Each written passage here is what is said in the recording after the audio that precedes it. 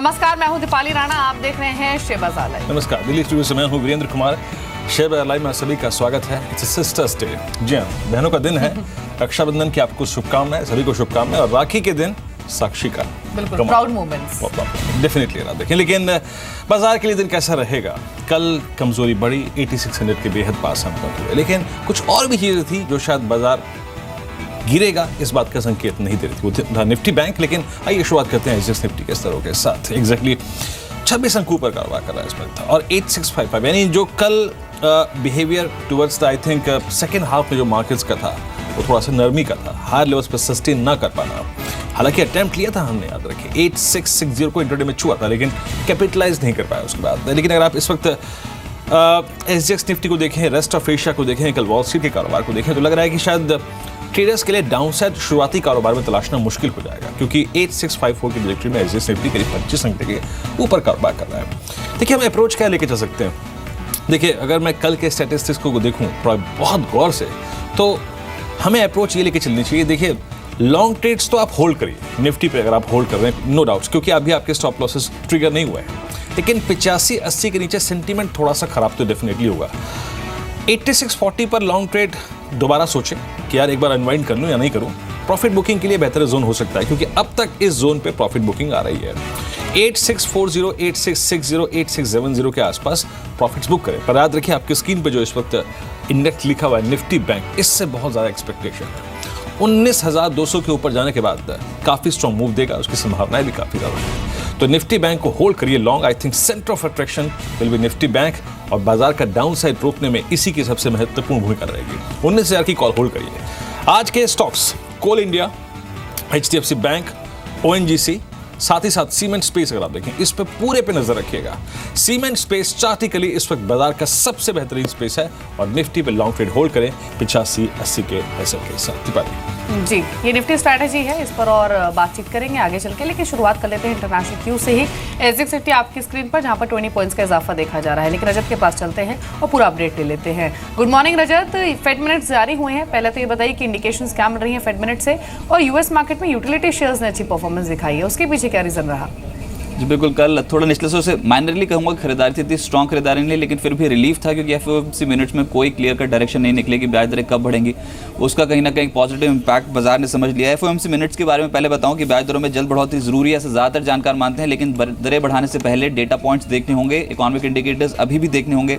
Economy के हालात में लगातार सुधार जारी है, और छोटी अवधि में लेबर मार्केट में स्लो डाउन की आशंका है। लेकिन जो कि अभी दरें हैं वो बहुत लो लेवल्स पे बनी हुई हैं, उसका असर फाइनेंशियल स्टेबिलिटी पे आता हुआ नजर आएगा, ऐसे ज़्यादातर जानकार मान रहे हैं। तो उसके चलते शॉर्ट टर्म में दरें बढ़ानी ज़रूरी होंगी, लेकिन कोई क्लियर कट इंडिकेशन नहीं है कि दरें कब तक बढ़ेंगी। ये एक राहत की खबर थी जो निचले से अमेरिकन मार्केट्स के फ्लिप प्रोवाइड कर रही थी। यूरोपियन मार्केट्स उससे पहले जो क्लोज हुए, वहाँ पर 1-1.5% के आसपास की गिरावट जो है वो दर्ज हुई, जिसमें क्रूड में कमजोरी का असर था, और वहाँ पर ऑयल एंड गैस शेयर्स जो थे वो साफ तौर पर ऊपरी स्तरों पर दबाव चल रहे थे। देखिए, अगर आप आज एशियन मार्केट्स देखेंगे तो काफ़ी मार्केट्स मिक्स हैं। निके पे प्रेशर इसलिए है क्योंकि जो एक्सपोर्ट इंपोर्ट के आंकड़े आए हैं, हालांकि ट्रेड सरप्लस में है इकॉनमी, लेकिन एक्सपोर्ट्स 14% घटे, अनुमान इसी के आसपास का था। लेकिन 14% का मतलब ये है कि 7 साल में सबसे खराब एक्सपोर्ट आंकड़ा है। और इसके अलावा अगर इंपोर्ट के बारे में बात करेंगे तो 24.7% के इंपोर्ट में डेंट पड़ा है। लेकिन ट्रेड सरप्लस में इकॉनमी, ये राहत की बात है, लेकिन उसका असर आज निके इंडेक्स पे देखने को मिल रहा है। येन में मजबूती है, और चाइनीज मार्केट में अच्छी खरीदारी है। तो मिले जुले संकेत हैं। एसजीएक्स निफ्टी से इंडिकेशन लें 20 पॉइंट्स ऊपर एसजीएक्स। चलिए, तो आपने अंतर्राष्ट्रीय संकेतों को समझा। चलिए, अब हमारा पैनल जुड़ चुका है हमारे साथ इस वक्त। टेक्निकल्स पे मानस जायसवाल है बात करने के लिए हमारे साथ, और डेरिवेटिव्स पे हमारे साथ चंदन तापड़िया बात करेंगे, और अविनाश को रक्षाकर हमारे साथ फंडामेंटल्स पे हैं।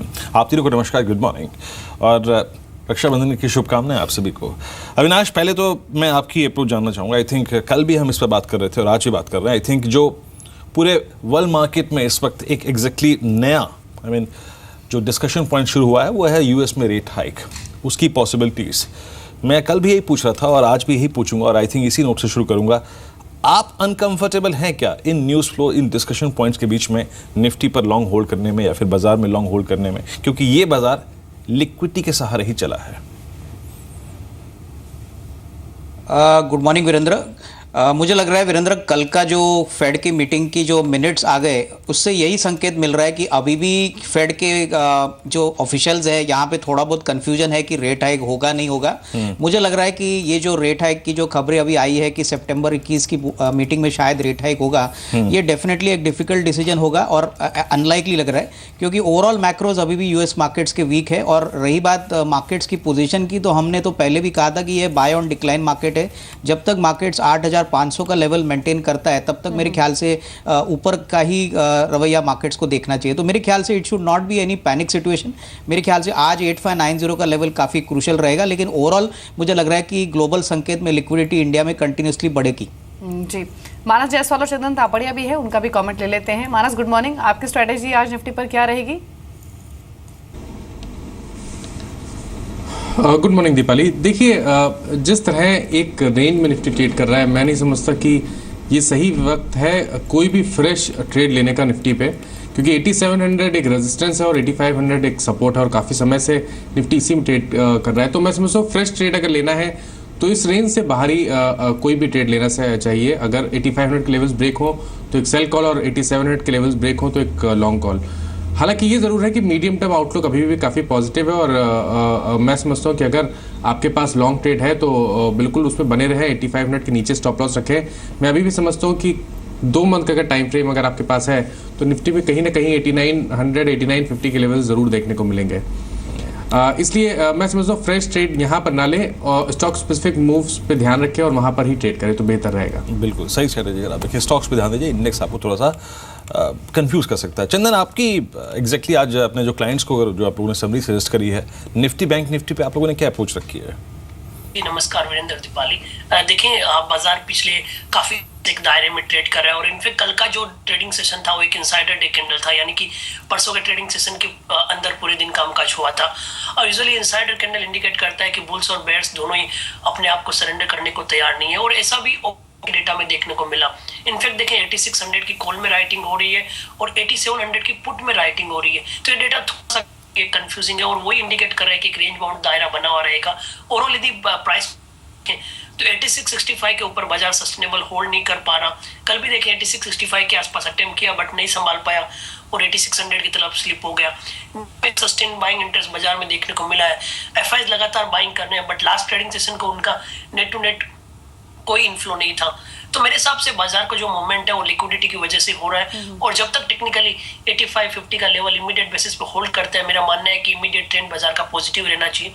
तो मेरी सलाह ये रहेगी कि जब तक 8550 होल्ड कर रहा है और बाजार में लिक्विडिटी इंटेक्ट है, बाय ऑन डिक्लाइन की रणनीति अपनाइए। ऊपर में 8700 टू 8720 तक के लेवल देखने को मिल सकते हैं। वहीं बैंक निफ्टी की बात करें, bank Nifty comparatively out performance दिया था, 19000 के ऊपर क्लोज होने में कामयाब हुआ था बट ओपनिंग के आसपास ही बंद हो गया और फाइनली एक डोजी कैंडल बनाया।